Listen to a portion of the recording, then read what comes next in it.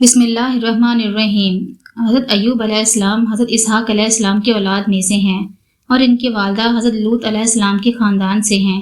اللہ تعالیٰ نے آپ کو ہر طرح کی نعمتوں سے نوازا تھا، حسن صورت بھی اور مال اولاد کی کثرت بھی، بے شمار مویشی اور کھیت و باغ وغیرہ کے آپ مالک تھے۔ جب اللہ تعالیٰ نے آپ کو آزمائش اور امتحان میں ڈالا تو آپ کا مکان گر پڑا اور آپ کی تمام اولاد نیچے دب کر مر گئی، اور تمام جانور جن میں سینکڑوں اونٹ اور ہزاروں بکریاں تھیں سب مر گئے۔ تمام کھیتیاں اور باغات بھی برباد ہو گئے، غرض آپ کے پاس کچھ بھی باقی نہ رہا۔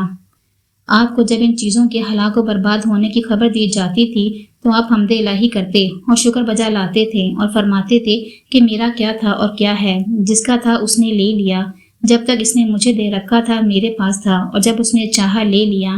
میں ہر حال میں اس کی رضا میں راضی ہوں۔ اس کے بعد آپ بیمار ہو گئے اور آپ کے جسم مبارک پر بڑے بڑے آبلے پڑ گئے۔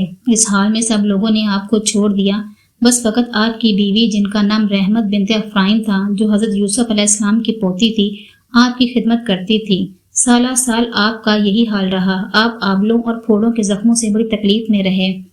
عام طور پر لوگوں میں مشہور ہے کہ معاذ اللہ آپ کو کوڑ کی بیماری ہو گئی تھی، چنانچہ بعض غیر معتبر کتابوں میں آپ کے کوڑ کے بارے میں بہت سی غیر معتبرانہ داستانیں بھی تحریر ہیں، مگر یہ سب غلط باتیں ہیں۔ آپ یا کوئی اور نبی بھی کوڑ اور جذام کی بیماری میں مبتلا نہیں ہوا، بلکہ آپ کے بدن میں کچھ آبلے اور پھوڑے پھنسیاں نکل آئی تھی، جن سے آپ برسوں تکلیف اور مشقت جھیلتے رہے اور برابر صابر و شاکر رہے۔ پھر آپ نے حکم الہی سے اپنے رب سے یوں دعا کی، جس کا ترجمہ ہے کہ اے میرے رب، مجھے بیماری لگی ہے اور تو سب مہربان سے بڑھ کر رحم کرنے والا ہے۔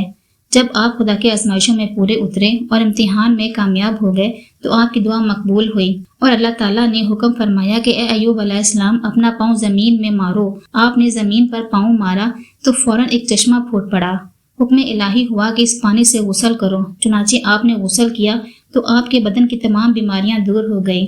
پھر آپ 40 قدم دور چلے تو دوبارہ زمین پر قدم مارنے کا حکم ہوا۔ آپ کے قدم مارتے ہی پھر ایک چشمہ نمودار ہو گیا، جس کا پانی بےحد ٹھنڈا، میٹھا اور نہایت لذیذ تھا۔ آپ نے وہ پانی پیا تو آپ کے بدن میں نور ہی نور پیدا ہو گیا اور آپ کو اعلیٰ درجے کی صحت اور نورانیت حاصل ہو گئی۔ اللہ تعالیٰ نے آپ کی تمام اولاد کو دوبارہ زندہ فرما دیا اور آپ کی بیوی کو دوبارہ جوانی بخشی اور ان کی کثیر اولاد ہوئی۔ پھر آپ کا تمام ہلاک شدہ مال مویشی اور اسباب و سامان بھی آپ کو مل گیا، بلکہ پہلے جس قدر مال و دولت کا خزانہ تھا اس سے کہیں زیادہ مل گیا۔ الغرض حضرت ایوب علیہ السلام اس امتحان میں پورے کامیاب ہو گئے اور اللہ تعالیٰ نے ان کو اپنی نوازشوں اور عنایتوں سے ہر طرح سرفراز فرما دیا۔ الغرض حضرت ایوب علیہ السلام کے اس واقع امتحان میں یہ ہدایت ملتی ہے کہ اللہ کے نیک بندوں کا بھی خدا کی طرف سے امتحان ہوا کرتا ہے، اور جب وہ نیک بندے آزمائش میں پورا اترتے ہیں تو اللہ ان کے اتنے درجات بلند فرماتا ہے کہ انسان اس کو سوچ بھی نہیں سکتا۔ اور اس واقعے سے یہ بھی سبق ملتا ہے، اور جو شخص اللہ کی آزمائش کے وقت صبر کرتا ہے اور اللہ کی رضا میں راضی رہتا ہے تو اس کا پھل کتنا اچھا، میٹھا اور لذیذ ہوتا ہے۔